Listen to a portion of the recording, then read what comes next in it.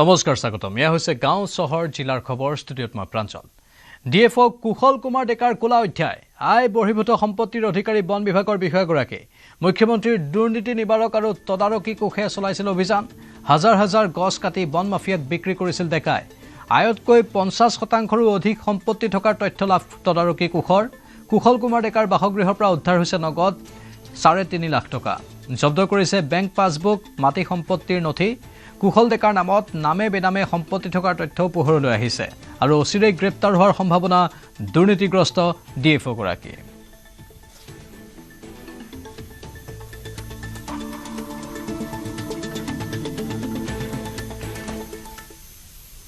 প্ৰকাশ পালে কালচক্ৰ পূৰ্ণাংগ পঞ্জিকা এবাৰ ৰাজ্যত পুনৰ হ'ব বিজেপিৰ চৰকাৰ কালচক্ৰ পূৰ্ণাংগ পঞ্জিকাৰ গণনাত এই তথ্য ওলাইছে ভৱিষ্যতবাণী কৰা হৈছে বিৰোধীৰ তিনি গগৈৰ সবল স্থিতিৰ অভাৱৰ কথা যাৰ বাবে চৰকাৰ বহু ক্ষেত্ৰত এককভাৱে আগুৱাই যাব বুলি ভৱিষ্যতবাণী কৰা হৈছে বিৰোধী দলৰ কাম কাজে চৰকাৰক কিছু বিপদত পেলাব বুলি সদৰি কৰা হৈছে নিজৰ কিছুমান ভুল সিদ্ধান্তই ৰাইজৰ ৰুখত পেলাব চৰকাৰক অৱশ্যে মুখ্যমন্ত্ৰীৰ চতুৰ নীতিৰ বাবেই পুনৰ চৰকাৰ গঠন হ'ব 26 আগষ্টলৈকে হিমন্ত বিশ্ব শৰ্মাই বহু ক্ষেত্ৰত সফলতা পাব আজিৰ তাৰিখত হিমন্ত বিশ্ব শৰ্মাৰ কিছু দুৰ্বলতা দেখা যাব অত্যধিক ঋণে ভৱিষ্যত প্ৰজন্মক অসুবিধাত পেলাব হিমন্ত বিশ্ব শৰ্মাক প্ৰত্যাহ্বান জনাব পৰা দ্বিতীয়জন এতিয়া নোলাব পুনৰ মুখ্যমন্ত্ৰী হ'ব হিমন্ত বিশ্ব শৰ্মা সেই ভৱিষ্যতবাণী পূৰ্ণাংগ পঞ্জিকাই সদৰি কৰিছে কালচক্ৰ পূৰ্ণাংগ পঞ্জিকাৰ এয়া ভৱিষ্যতবাণী সৰ্বানন্দ সোণোৱালতকৈ বহু ওপৰত থাকিব হিমন্ত বিশ্ব শৰ্মা জুলাইৰ পাছত অসমৰ বাবে এটা লেখত ল'বলগীয়া উন্নতি হ'ব বুলি ভৱিষ্যতবাণী কৰা হৈছে জুনৰ পাছত প্ৰাকৃতিক পৰিৱেশৰ ক্ষেত্ৰত অসমৰ বাবে চিন্তাৰ কাৰণ নাই জুলাইলৈকে অসমত কিছু কিছু ক্ষেত্ৰত তাণ্ডৱ চলিব বুলি সদৰি কৰা হৈছে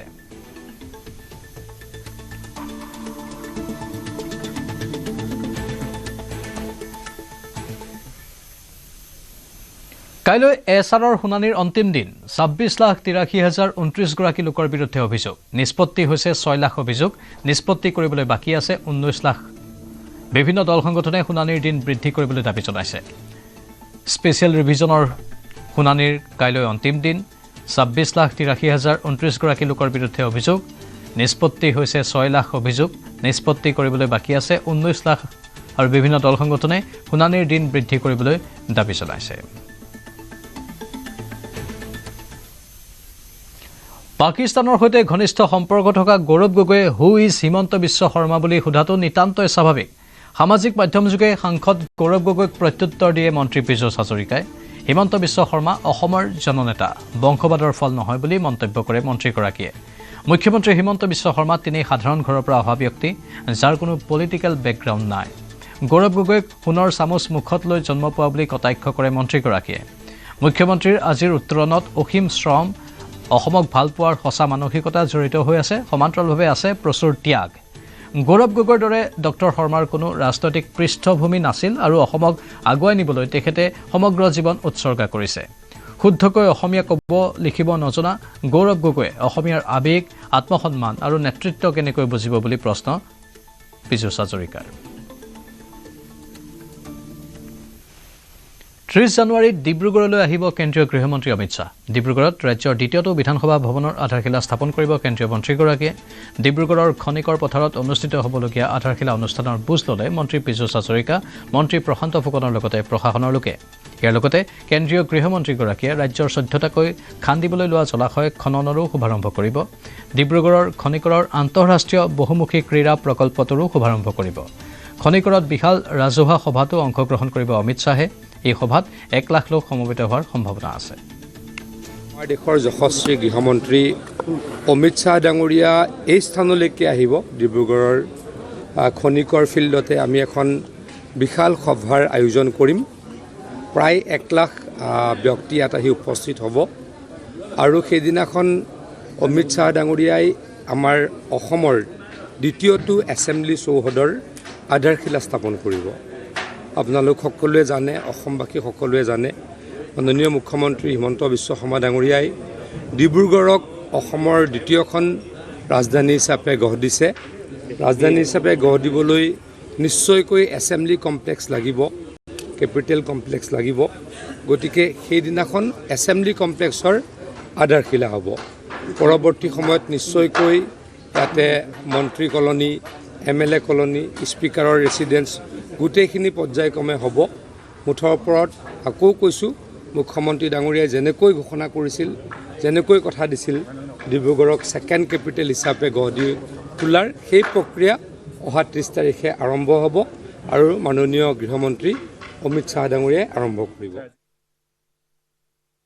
কংগ্ৰেছ দল নেৰে ভূপেন কুমাৰ বৰাই ভূপেন বৰাৰ বিৰুদ্ধে অপপ্ৰচাৰৰ অভিযোগ কোনো জিলা পৰ্যায়ৰ নেতাৰ ষড়যন্ত্ৰত ভৰি নিদিয়ে ভূপেন কুমাৰ বৰাই এই কথা স্পষ্ট কৰিলে প্ৰাক্তন প্ৰদেশ কংগ্ৰেছৰ সভাপতিগৰাকীয়ে লখিমপুৰত কংগ্ৰেছৰ নতুন বৰ অসম কাৰ্যসূচী অৱহেলিত হোৱাৰ পাছতেই ভূপেন বৰাই দল ত্যাগ কৰিব বুলি চলিছিল চৰ্চা বিজেপিৰ বিৰুদ্ধে নিৰ্বাচনত অৱতীৰ্ণ হ'ব বুলি সংবাদমেলত মন্তব্য ভূপেন বৰাৰ 23 জানুৱাৰীত বিহপুৰীয়াত আছে কংগ্ৰেছৰ এখন দলীয় সভা সেই সভাৰ কাৰ্যসূচীত নাম উল্লেখ নাই প্ৰাক্তন সভাপতি ভূপেন বৰাৰ দলীয় সভাৰ পূৰ্বে আজি অনুষ্ঠিত বিশেষ বৈঠকলৈও নিমন্ত্ৰণ নাপালে দলটোৰ প্ৰাক্তন সভাপতি ভূপেন বৰাই ভূপেন বৰাক অৱহেলিত হোৱাৰ পিছতেই কংগ্ৰেছ দল ত্যাগ কৰিব বুলি চৰ্চা কৰিছিল ৰাজনৈতিক মহলত এই বাতৰিক নস্যাৎ কৰি কংগ্ৰেছ দলতে থাকিব বুলি প্ৰকাশ কৰে ভূপেন কুমাৰ বৰাই কালি যেটো কথা ওলাইছে সেইটো এটা মিছ আণ্ডাৰষ্টেণ্ডিং হৈছে যে মোক যিখন ডিচিচি চাৰ্কুলাৰ তাৰ নামটো অহা নাই গতিকে নিশ্চিতভাৱে চিঠিখন দেখাৰ পাছত দুই এজন কৰ্মী ক্ষোভিত হৈছে গতিকে তেনেকুৱাত হৈ থাকে বিয়া ঘৰটো কেতিয়াবা নিজৰ খুৰাকক মাতিবলৈ পাহৰি যায় এইটো বিয়া পাতিলেও হয় দেৰিকে মাতে জিলা কংগ্ৰেছৰ ফালৰ পৰা বা ব্লক কংগ্ৰেছ সমূহৰ তৰফৰ পৰা আপুনি উপেক্ষিত বুলি এটা কথা ওলাই আছে আপোনাক অৱহেলা কৰিছে টিভিত কৈ আছে মইতো ক'তো কোৱা নাই আপুনি কৈছে নেতৃত্বৰ ঘৰত RSS আছে বুলি কৈছে নাই সেইবিলাক চেকিং হ'ব মোৰ ঘৰত কোন থাকে দেৱীদাসৰ ঘৰত কোন থাকে গংগা ঘৰত কোন থাকে এইবিলাকতো চেকিং কৰিব লাগিব মানে দলৰ ভিতৰৰ চব খামখেয়ালি চলিয়ে আছে নেকি এইটো চবতে আছে আমাৰ এতিয়া ডিষ্ট্ৰিক্টৰ মিটিং এখনত মোক মতা নমতা লৈ নিউজ হৈছে এতিয়া সেইটোতো আৰু মই হাক দিব নোৱাৰো কিন্তু খামখেয়ালি অকণমানতো থাকে এতিয়া মিটিং আমি চবেই চেষ্টা কৰিম ভাল কৰিবলৈ তাৰ ভিতৰতো 100% ক'ৰবাত অকণমান খুটিনাটো থাকি যাব পাৰে সমাগত বিধানসভা নিৰ্বাচনক লৈ তৎপৰ হৈছে প্ৰদেশ কংগ্ৰেছ আজিৰে পৰা প্ৰদেশ কংগ্ৰেছৰ নতুন বৰ অসম শীৰ্ষক কাৰ্যসূচী হাওৰাঘাটৰ পৰা আৰম্ভ হ'ব কংগ্ৰেছৰ কাৰ্যসূচী নতুন বৰ অসম গঢ়াৰ শ্লোগানেৰে জিলাই জিলাই যাব কংগ্ৰেছ নেতৃত্ব 28 জানুৱাৰীত বৰাকত অন্ত পৰিব কংগ্ৰেছৰ নতুন বৰ অসম কাৰ্যসূচী আজিৰে পৰা 28 জানুৱাৰীলৈ ৰাজ্যৰ 6টা স্থানত মাণ্ডলিক দলীয় অভিৱৰ্তনৰ আয়োজন কৰা হ'ব জিলা ব্লক মণ্ডল আৰু বুথ কমিটিসমূহৰ বাবে মাণ্ডলিক দলীয় অভিৱৰ্তন 21 জানুৱাৰীত হাওৰাঘাটত হ'ব কংগ্ৰেছৰ অভিৱৰ্তন পূব কাৰ্বি আংলং পশ্চিম কাৰ্বি আংলং ডিমা হাছাও হোজাই নগাঁও জিলা সামৰি এই অভিৱৰ্তনৰ আয়োজন কৰা হৈছে 22 জানুৱাৰীত তিনিচুকীয়া ডিব্ৰুগড় চৰাইদেউ শিৱসাগৰ গোলাঘাট আৰু যোৰহাট জিলা সামৰি মৰাণত হ'ব অভিৱৰ্তন 23 জানুৱাৰীত ধেমাজি লখিমপুৰ বিশ্বনাথ মাজুলী জিলাৰ মাণ্ডলিক অভিৱৰ্তন বিহপুৰীয়াত অনুষ্ঠিত হ'ব আনহাতে 24 জানুৱাৰীত কমলপুৰত অনুষ্ঠিত হ'ব কামৰূপ মহানগৰ নলবাৰী দৰং ওদালগুৰি শোণিতপুৰ তামুলপুৰ জিলাক সামৰি অভিৱৰ্তন 27 জানুৱাৰীত বঙাইগাঁৱত হ'ব বঙাইগাঁও বৰপেটা গোৱালপাৰা ধুবুৰী মানকাছৰ বজালি কোকৰাঝাৰ চিৰাং আৰু বাক্সাৰ অভিৱৰ্তন 28 জানুৱাৰীত শিলচৰ শ্ৰীভূমি আৰু হাইলাকান্দি জিলাৰ মাণ্ডলিক দলীয় অভিৱৰ্তন কাটিগড়াত অনুষ্ঠিত হ'ব এই অভিৱৰ্তনসমূহত থাকিব AICC আৰু প্ৰদেশ কংগ্ৰেছৰ বহুকেইজন জ্যেষ্ঠ নেতা অভিৱৰ্তনত উপস্থিত থাকিব নিখিল ভাৰত কংগ্ৰেছ কমিটিৰ সাধাৰণ সম্পাদক তথা অসমৰ তত্ত্বাৱধায়ক জিতেন্দ্ৰ সিং কৰ্ণাটকৰ উপ মুখ্যমন্ত্ৰী DK শিৱকুমাৰ ছত্তীশগড়ৰ প্ৰাক্তন মুখ্যমন্ত্ৰী ভূপেশ বাঘেল অসমৰ দায়িত্বত থকা AICCৰ সম্পাদক পৃথ্বীৰাজ সাথী বিকাশ উপাধ্যায় মনোজ চৌহান জ্যেষ্ঠ কংগ্ৰেছ নেতা বন্ধু তিৰ্কী প্ৰদেশ কংগ্ৰেছৰ সভাপতি গৌৰৱ গগৈ অসম বিধানসভাৰ বিৰোধী দলপতি দেৱব্ৰত শইকীয়া সাংসদ প্ৰদ্যুৎ বৰদলৈ সাংসদ ৰকিবুল হুছেইন APCCৰ প্ৰাক্তন সভাপতি ভূপেন কুমাৰ বৰা আৰু ৰিপুণ বৰাকে ধৰি জ্যেষ্ঠ নেতাসকল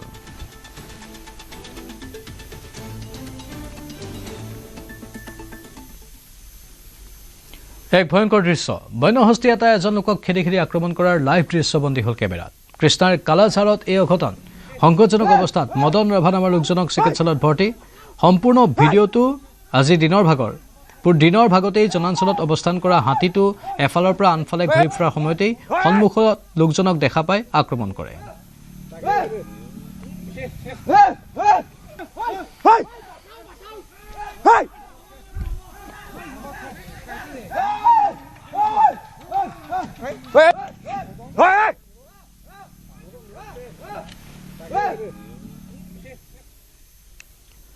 এতিয়াও আৰক্ষীয়ে সংসূত্ৰ উলিয়াবলৈ সক্ষম হোৱা নাই গুৱাহাটীৰ গণেশপাৰাৰ সংঘটিত ডকাইতি কাৰ্যৰ সেই চাৰি কালপৃতক আজি পুনৰ ব্যৱসায়ী অনিল ডেকাৰ ঘৰত উপস্থিত হৈ তদন্ত কৰিছে আৰক্ষীয়ে। আনহাতে ঘটনাৰ পিছতে সোধপোছৰ বাবে অনিল ডেকাৰ গাড়ী চালকক থানালৈ নিছিল যদিও নিশাৰ ভাগত মুকলি কৰি দিয়ে। 4 ডকাইতৰ সন্ধানত আৰক্ষীয়ে জোৰদাৰ অনুসন্ধান চলাইছে যদিও এতিয়ালৈ কোনো সংসূত্ৰ উলিয়াব পৰা নাই। উল্লেখযোগ্য যে সোমবাৰে নিশা প্ৰায় 9 বজাত মহানগৰীৰ গণেশপাৰাত ব্যৱসায়ী অনিল ডেকাৰ ঘৰত সংঘটিত হৈছিল ডকাইতি। মুখত ক'লা কাপোৰ বান্ধি অহা 4 ডকাইতে অনিল ডেকাৰ পত্নী আৰু গাড়ী চালকক আক্ৰমণ কৰি লুটি নিছিল ধন সোণ। চিচিটিভিত বন্দী হৈছিল ডকাইতিৰ সম্পূৰ্ণ দৃশ্য। ডিচিপিৰ নেতৃত্বত 5খন থানাৰ OC উপস্থিত হৈ আৰম্ভ কৰিছে তদন্ত।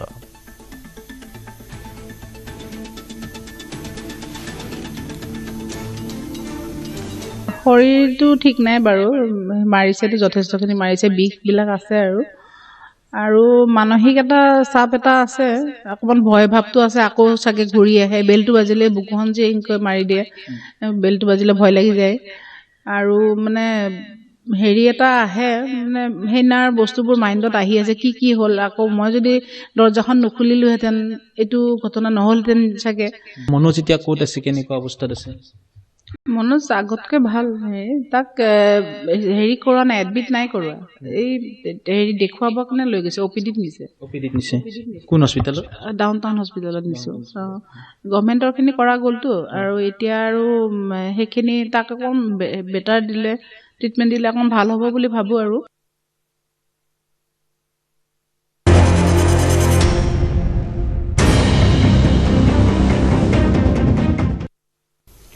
ক্ৰমাৎ শান্ত হৈছে কোকৰাঝাৰৰ কাৰিগাঁৱৰ পৰিস্থিতি।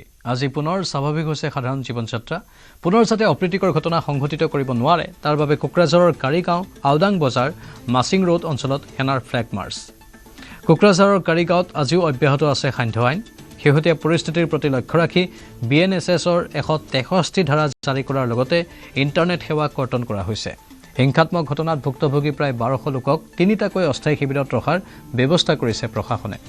আওদাং বজাৰ শিবিৰত ভুক্তভোগী বড়োসকলক ৰখাৰ বিপৰীতে কাৰিগাঁৱত চাওতাল পৰিয়ালসমূহক ৰখাৰ ব্যৱস্থা কৰা হৈছে। কাৰিগাঁও অঞ্চলত সেনা, অসম আৰক্ষী, CRPF আৰু ৰেপিড একশ্যন ফ'ৰ্চৰ ব্যাপক সঞ্চালন অব্যাহত আছে।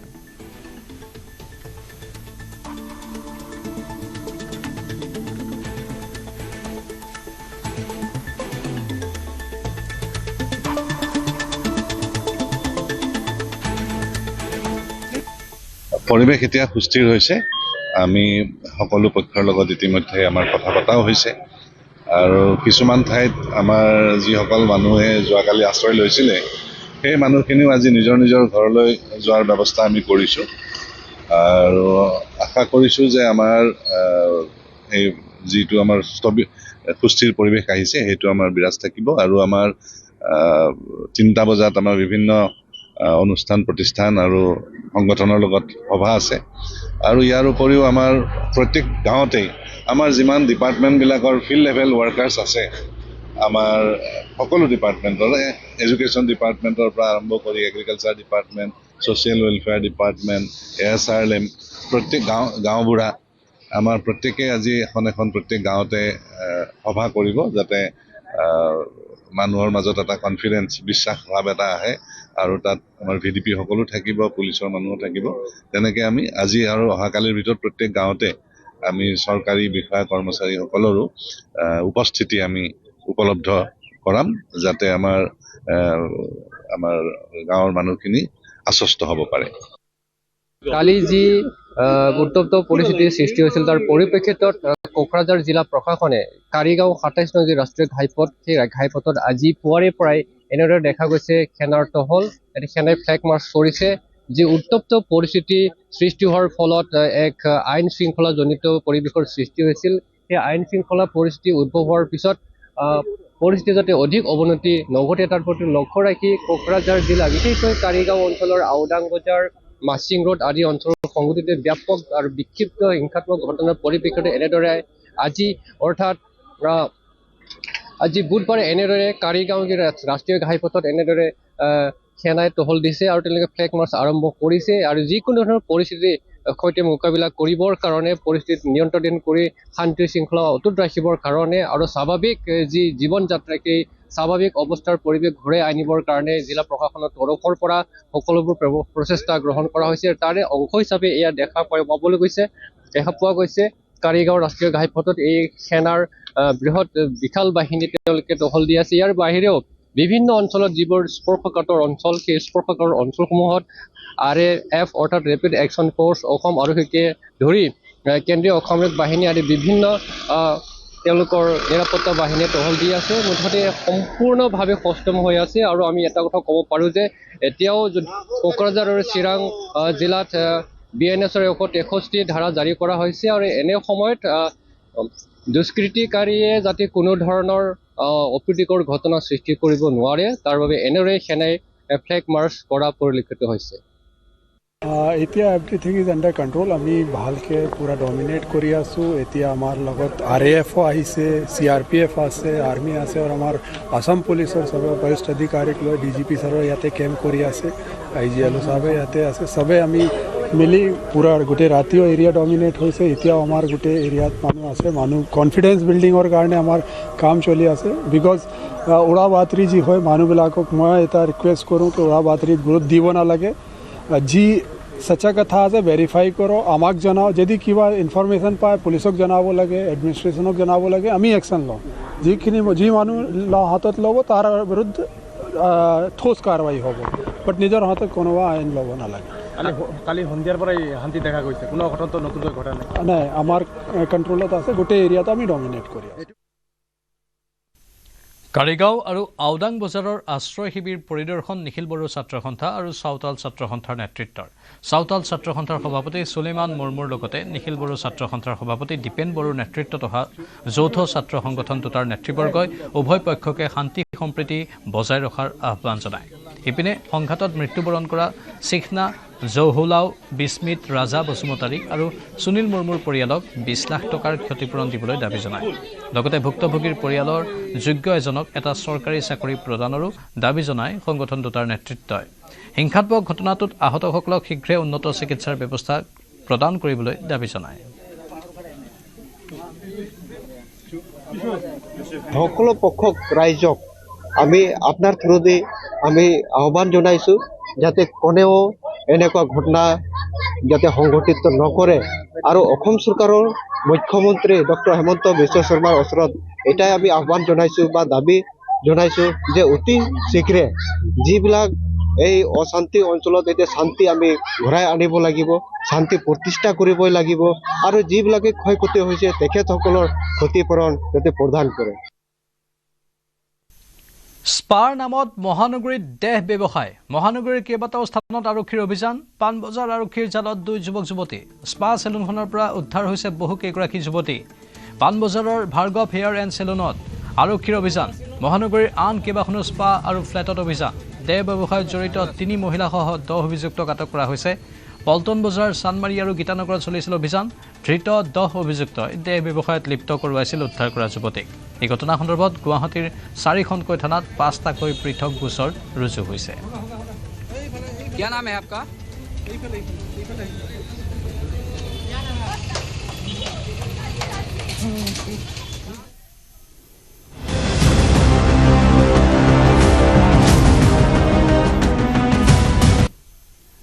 ডিফুৰ দিছামাৰ চালেম টিছগাঁৱত শোকাবহ ঘটনা। কুৱাত কৰ্মৰত অৱস্থাতেই 3গৰাকী শ্ৰমিকৰ মৃত্যু। অক্সিজেনৰ অভাৱত 3জন শ্ৰমিকৰ মৃত্যুৰ সন্দেহ কৰা হৈছে। মঙলবাৰে দুপৰীয়া সংঘটিত ঘটনা আজি পুৱাহে পোহৰলৈ আহে। টিছং তেৰাং, হৰি তেৰণ, লংছদাৰ তেৰাঙৰ মৃত্যু হয়। SDRFৰ দলে উদ্ধাৰ কৰে 3গৰাকী শ্ৰমিকৰ মৃতদেহ। শোকাবহ ঘটনাটোৰ পাছতেই অঞ্চলজুৰি শোকৰ ছাঁ পৰিছে।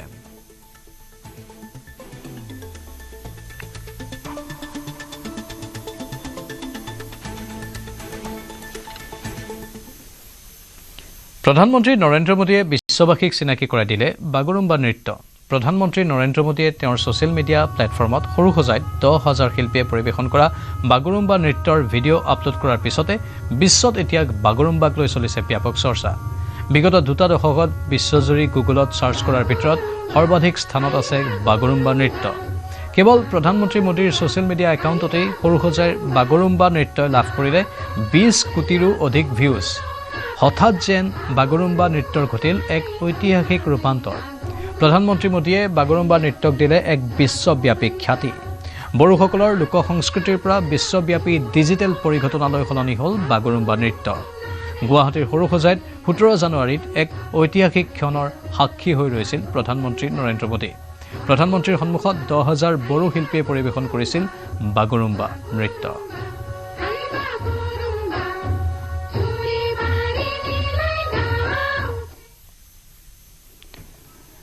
দেশ কপোৱা 2,200 কোটি HPZ টোকেন কেলেংকাৰী। HPZ টোকেন কেলেংকাৰীৰ আংশিক চাৰ্জশ্বিট দাখিল ইডিৰ। ডিমাপুৰৰ বিশেষ আদালতত দাখিল গোচৰটোৰ আংশিক চাৰ্জশ্বিট। অসমকে ধৰি দেশত সংঘটিত হৈছিল 52 HPZ টোকেন কেলেংকাৰী।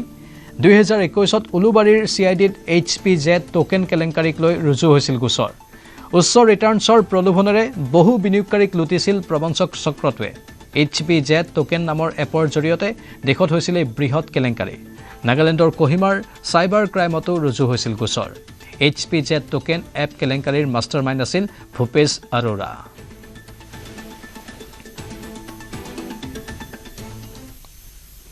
এবাৰ দিছপুৰ আৰক্ষীৰ জালত এটা প্ৰবঞ্চক। চাকৰি দিয়াৰ নামত বহু লোকৰ পৰা লুটিলে কোটি কোটি টকা। অসম সচিবালয়ত চাকৰি দিয়াৰ নামত লুটিলে ধন লুটি আৰক্ষীৰ জালত প্ৰবঞ্চক বাণীকান্ত মেধি। 2024 চনৰ পৰাই চাকৰি দিম বুলি লুটি আহিছে ধন। বহুকেইজন ভুক্তভোগীৰ এজাহাৰৰ ভিত্তিত আটক প্ৰবঞ্চক বাণীকান্ত মেধিক। এদিন পূৰ্বে হাতীগাঁও আৰক্ষীয়ে 6 মাইলৰ VIPৰ পৰা গ্ৰেপ্তাৰ কৰিছিল প্ৰবঞ্চকটোক। মাত্ৰ এটা দিনতে জামিন লাভ কৰিছিল বাণীকান্ত মেধিয়ে। ইপিনে বহুজনৰ অভিযোগৰ ভিত্তিত পুনৰ আৰক্ষীৰ জালত পৰে প্ৰবঞ্চকটো।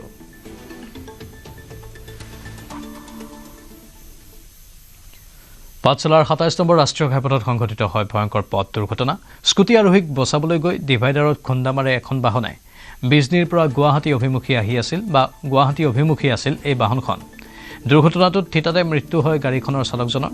মৃত চালকজনৰ নাম প্ৰফুল্ল ৰয়। আহত স্কুটি আৰোহীগৰাকীক পাঠশালা মদন ৰাউতা অসামৰিক চিকিৎসালয়ত ভৰ্তি কৰোৱা হয়।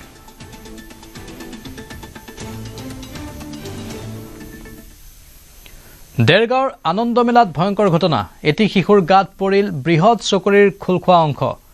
সংকটজনক অৱস্থাত চিকিৎসালয়ত ভৰ্তি কৰোৱা হয় শিশুটিক। প্ৰথম পিহে প্ৰাণ ৰক্ষা পৰে আন কেইবাটাও শিশুৰ। চকুৰি ঘূৰি থকাৰ সময়তেই এটা অংশ খোল খাই তলত পৰে আৰু এই অঘটনটো সংঘটিত হয়। আনন্দ মেলাত এই অঘটন। সন্মুখতে আছোঁ, মোৰ ভতিজাজনী তাত জাম্পিঙত আছে। মই যেতিয়া তাক উঠাই পেলাই সেইফালে ছাইড কৰি ৰখিছোঁ, ৰখাৰ লগে লগে মেচিনটোৰ পৰা খটক খটক পৰা চাউণ্ড আহিলে আৰু চাউণ্ড হোৱাৰ লগত মই বোলো মেচিনটো খোল খাইছে, অকণমান ছাইড দিওঁ মানুহখিনি ছাইড হৈ দিয়াৰ লগে লগে ডাইৰেক্ট উফৰি আহি সৰু ল'ৰা এটা আছিলে, সৰু ল'ৰাটোৰ গাত পৰিলে। তাৰপিছত আমাৰ ভতিজাজনী জাম্পিঙত উঠিয়ে আছে তাত। মই তাইক কৈছোঁ যে তুমি এইফালে গুচি আহা আৰু মই আঁঠুৱা নেটখন ফালি পেলাই তেওঁক লৈ গৈছোঁ। মানে এই ওপৰ ডাঙৰ যিটো চকৰি তাৰ পৰা যিটো তাত মানে মানুহ উঠা যিটো বাকচৰ মানুহ বহা চিটৰ কভাৰকেইটা আহি পেলাই চব পৰি গৈছে। এটা জাম্পিঙতে পৰিছে আৰু প্লাছ ছেকেণ্ডটো মাটিত পৰিছে। মাটিত পৰাৰ পৰা এই ল'ৰা এটা আছিলে, ল'ৰাটোৰ গাত পৰিছে, তাৰ ব্লিডিং হৈ গৈছে। লোহা হয় ন? লোহা গোটেইটো লোহা আৰু ষ্টিল আছে। শোণিতপুৰৰ বালিপুৰত শোকৰ ছাঁ। বালিপুৰত কেইবাশ চৰাইৰ অস্বাভাৱিক মৃত্যু। বালিপুৰৰ এৰা গাঁৱৰ সমীপৱৰ্তী দ পথাৰত এই কৰুণ ঘটনা সংঘটিত হৈছে। কপৌ, ঘনচিৰিকা, কণামুচৰিকে আদি কৰি 200ৰো অধিক চৰাই চিৰিকটিৰ মৃত্যু হয়। এতিয়াও জানিব পৰা হোৱা নাই চৰাই চিৰিকটিৰ এই অস্বাভাৱিক মৃত্যুৰ কাৰণ। 4 দিনৰ পৰা এই পথাৰলৈ যেতিয়া গৰু বান্ধিবলৈ আহোঁ বা ছাগলী পাত কাটিবলৈ আহোঁ, তেতিয়া দেখোঁ সদায় 10টা 15টা এনেধৰণে কপৌ আৰু অইন চৰাইও এনেকৈ মৰি পৰি থকা অৱস্থাত আমি দেখা পাইছোঁ। এতিয়া কি বিজুতিত মৰিছে সেইটো আমি জানিব নোৱাৰিলোঁ। গতিকে কিহৰ কাৰণে হৈছে, এনেকৈ যদি পশু নিধনে হৈ থাকে যে এইটো কেনেকুৱা কি ব্যৱস্থা কৰিলে সুৰক্ষিত হয়, সেই দিশটো অকণমান এটা লক্ষ্য যদি যিসকলে কৰে তেখেতসকলে অলপ লক্ষ্য কৰিলে ভাল হয় বুলি আমি এটা ধাৰণা কৰিছোঁ। কিমানমান মৰিছে আজিলৈকে? এতিয়ালৈকে এখেতৰ হিচাপতো সিদিনা গণিছে 55টা এনেকুৱা চৰাই একে ঠাইত থুপুৱাই থৈ আহিছে। 55টা। তাৰপৰা আমাৰ চকুতো যেনি তেনি আমি দেখিছোঁ, হিচাপ এটা কৰা নাই, তথাপি 20-25টা হয়তো আমিও দেখিছোঁ। বেংক মিত্ৰৰ বিৰুদ্ধে ভয়ংকৰ অভিযোগ। বেংকৰ পৰা ঋণ মোকলাই দিয়াৰ নামত আত্মসহায়ক গোটৰ মহিলাৰ পৰা ধন সংগ্ৰহৰ অভিযোগ বেংক মিত্ৰৰ বিৰুদ্ধে। গোলাঘাট আঠাবাৰী গাঁৱৰ কেইবাটাও মহিলা আত্মসহায়ক গোটৰ পৰা ধন সংগ্ৰহৰ অভিযোগ। বেংক মিত্ৰ শিল্পী বৰাৰ বিৰুদ্ধে এই অভিযোগ উত্থাপন হৈছে। 6 লাখ টকাত 1500 টকা আৰু 10 লাখ টকাত 2500 টকাকৈ ধন লোৱাৰ অভিযোগ উত্থাপন কৰিছে বেংক মিত্ৰ শিল্পী বৰাৰ বিৰুদ্ধে। ধন নিদিলে আত্মসহায়ক গোটসমূহৰ কাম কৰি নিদিয়াৰো ধমক দিয়ে বেংক মিত্ৰগৰাকীয়ে। বেংক মিত্ৰৰ এনে ধন দাবীত অতিষ্ঠ হৈ পৰিছে আত্মসহায়ক গোটৰ মহিলাসকল। বিভাগীয় কৰ্তৃপক্ষক অতি শীঘ্ৰে ব্যৱস্থা গ্ৰহণ কৰাৰ দাবী মহিলাসকলৰ। খালি আমি লোন লৈছিলোঁ ডিচেম্বৰ 18 তাৰিখে আমাৰ চেংচন হৈছিলে লোনটো 10 লাখ টকা 10 লাখ টকা চেংচন হওঁতে আমাক বেংক মিত্ৰই কামখিনি কৰি দিছিলে বাৰু কৰি দিয়াৰ বাবদ বেংক মিত্ৰই আমাৰ পৰা 2500 টকা লৈছে এটা গোটত 2500 আমি কিহৰ কাৰণে কামটো কৰি দিছোঁ বুলি কৈ আৰু 2500 টকা বিচাৰিছে তাৰ বাবদ মই তেতিয়া সুধিলোঁ এই 2000 টকা লওক বোলো 500 টকা এটা কমাই দিয়ক তেতিয়া আমাক গাড়ী তাৰমানে খঙে কৈছে আৰু যে 2000 টকা নহ'ব 2500 টকা লাগিবই মোক তাৰপৰা তেনেকুৱাতে সেইদিনা আমাৰ হাতত পইচা নথকাৰ কাৰণে যেনিবা আমি দিব নোৱাৰিলোঁ তাইক পইচা নোৱাৰাৰ কাৰণে মই ক'লোঁ যে গধূলি অনলাইন কৰি পেলাই পইচাটো মই দি দিম বোলো সেইদে বুলি ক'লোঁ যেনিবা তাৰ আমিতো নাজানো তাৰ বিচাৰিছে দিবলৈকে ৰাজি হৈছোঁ তাৰপিছত অনলাইন কৰি দিম বুলি ক'লত তাৰপৰা মোৰ আকৌ 5 দিনাখন ট্ৰেইনিং হৈ গ'ল দেৰগাঁৱত ট্ৰেইনিং হোৱাৰ কাৰণে মই অনলাইনত দিবলৈ মানে মই পাহৰা নিচিনাও হ'ল আকৌ গুচি গ'লোঁ আৰু ট্ৰেইনিঙত গুচি যোৱাৰ কাৰণে মোৰ হাতত নহ'লে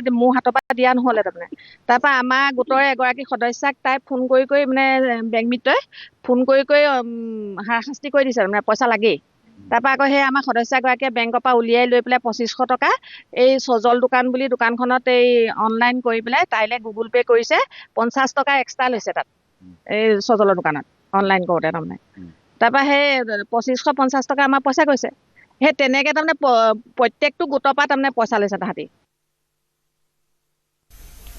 নগাঁৱত পুৱাই কাপোৰৰ বিপণীত সোমাল চুৰ কৰিবলৈ আহি ৰাইজৰ হাতত ধৰা পৰিল আলী হুছেইন নামৰ এটা চুৰ কৰি পলায়নৰ চেষ্টা কৰোঁতে ৰাইজে আটক কৰিলে আলী হুছেইনক ৰাইজে চুলি কাটি উত্তম মধ্যম সোধাই আৰক্ষীক গতাই দিলে চোৰটোক নগাঁৱৰ নতুন বজাৰত সংঘটিত হৈছে এই ঘটনা ধৃত আলী হুছেইনৰ ঘৰ ফুলমাৰী